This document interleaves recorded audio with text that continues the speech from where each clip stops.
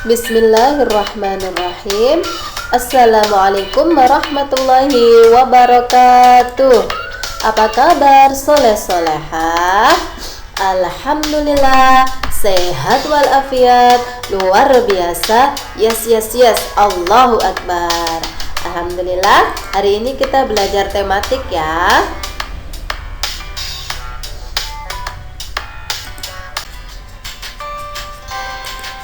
Tematik tema 3, mengenal benda di sekitarku, muatan PPKN subtema 1 dan 2 bersama Ustazah Samsidar kelas 3A, Ustadz Ika Saputra kelas 3B, Ustazah Rahmawati kelas 3C, dan Ustazah Siti Fitriana kelas 3D. Baik soleh dan solehah, sebelum pelajaran kita mulai, marilah kita bersama-sama membaca basmalah terlebih dahulu. Bismillahirrahmanirrahim.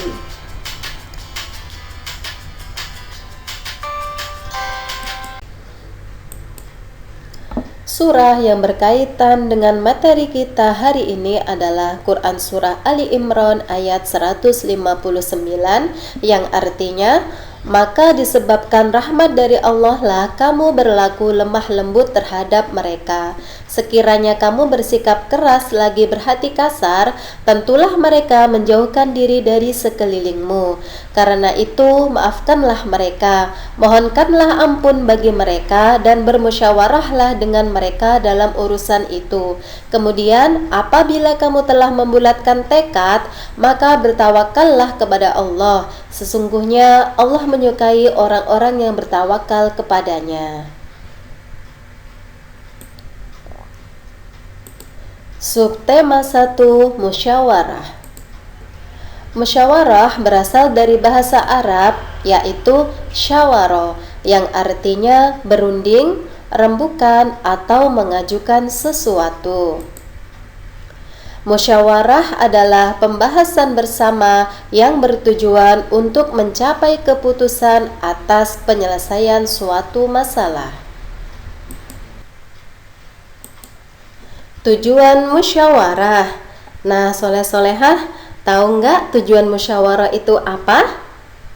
Iya, benar sekali. Tujuan musyawarah itu yang pertama adalah untuk mencapai kesepakatan bersama, dan yang kedua untuk menyelesaikan masalah atau persoalan.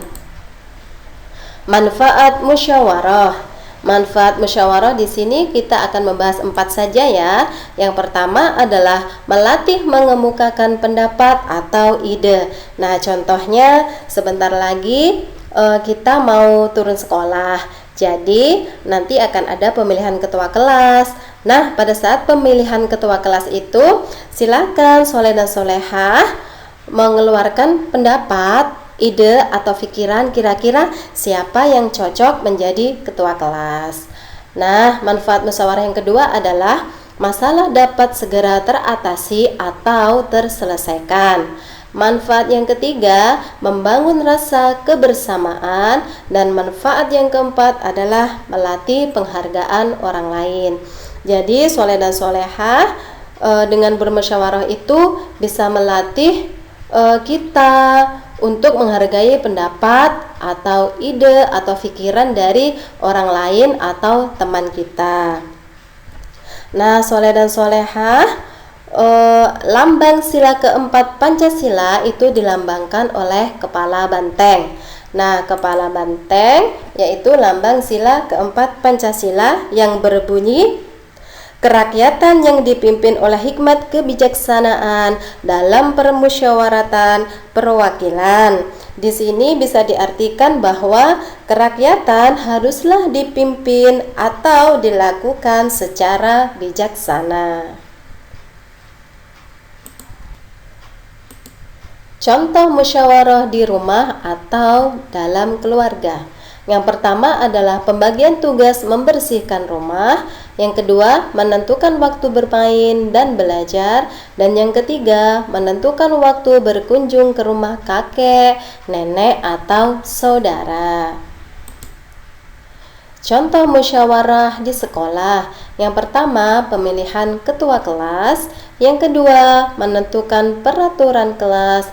Dan yang ketiga, menentukan jadwal piket kelas. Contoh musyawarah di masyarakat. Yang pertama, ada pemilihan ketua RT atau RW. RT ini rukun tetangga dan RW ini adalah rukun warga. Contoh kedua, musyawarah di masyarakat, ada musyawarah pembangunan jalan, masjid, bisa juga pasar, dan lain sebagainya. Dan contoh ketiga, musyawarah di masyarakat, ada menentukan jadwal piket petugas Siskampling desa. Subtema 2, tolong menolong, gotong royong, dan hidup sederhana. Tolong menolong adalah sikap saling membantu untuk meringankan beban, penderitaan, maupun kesulitan orang lain tanpa mengharap imbalan dan balas jasa. Tolong menolong bisa dalam bentuk apapun, bisa berupa perkataan, tenaga, dana, makanan, dan lain-lain. Manfaat tolong menolong. Yang pertama, mempererat persaudaraan.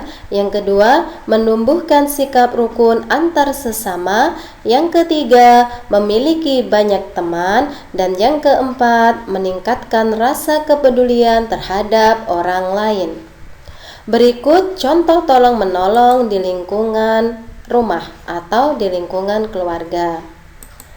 Contoh yang kedua, tolong menolong di lingkungan sekolah.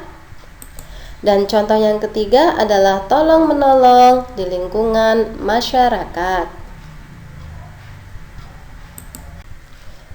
Selanjutnya ada gotong royong.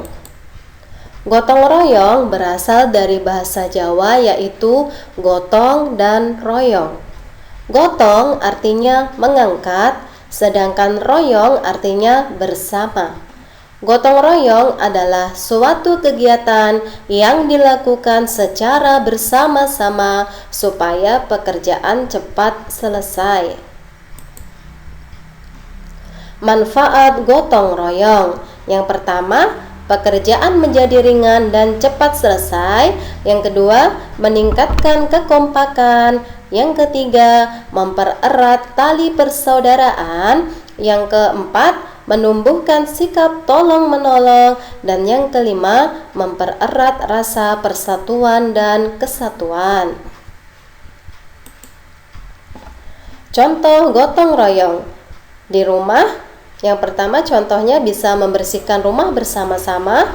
Misalkan kita bisa menolong ibu untuk memasak, atau menolong ibu untuk menyapu, atau kita bisa menolong ibu untuk menjaga adik.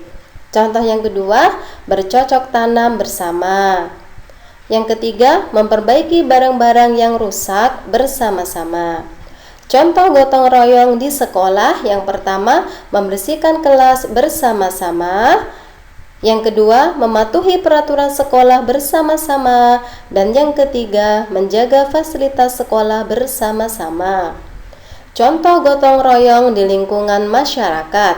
Yang pertama, membersihkan jalan, selokan secara bersama-sama. Yang kedua, membangun masjid, sekolah, dan fasilitas umum bersama-sama. Dan yang ketiga, menanam pohon untuk penghijauan bersama-sama.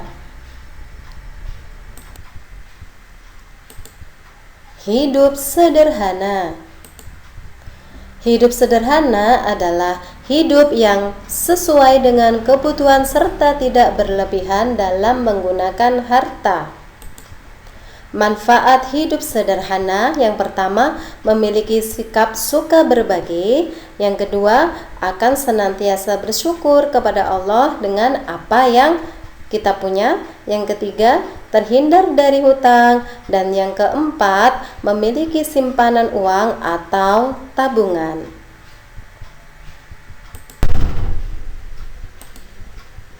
Contoh hidup sederhana.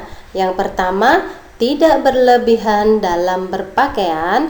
Yang kedua, tidak berlebihan dalam membeli makanan dan minuman. Artinya di sini kita bisa membeli makanan atau minuman yang secukupnya ya.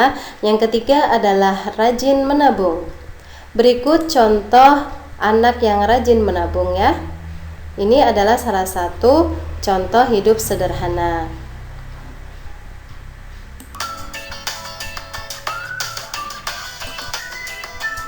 Baik saleh dan salehah, alhamdulillah itu tadi materi yang Ustazah sampaikan. Semoga materi yang Ustazah sampaikan bermanfaat dan mudah dipahami. Baiklah saleh dan salehah, marilah kita tutup pelajaran hari ini dengan membaca hamdalah dan doa kafaratul majelis. Alhamdulillahirabbil alamin. Subhanakallahumma wa bihamdika asyhadu an la ilaha illa anta astaghfiruka wa atubu ilaik. Ustazah akhiri. Assalamualaikum warahmatullahi wabarakatuh.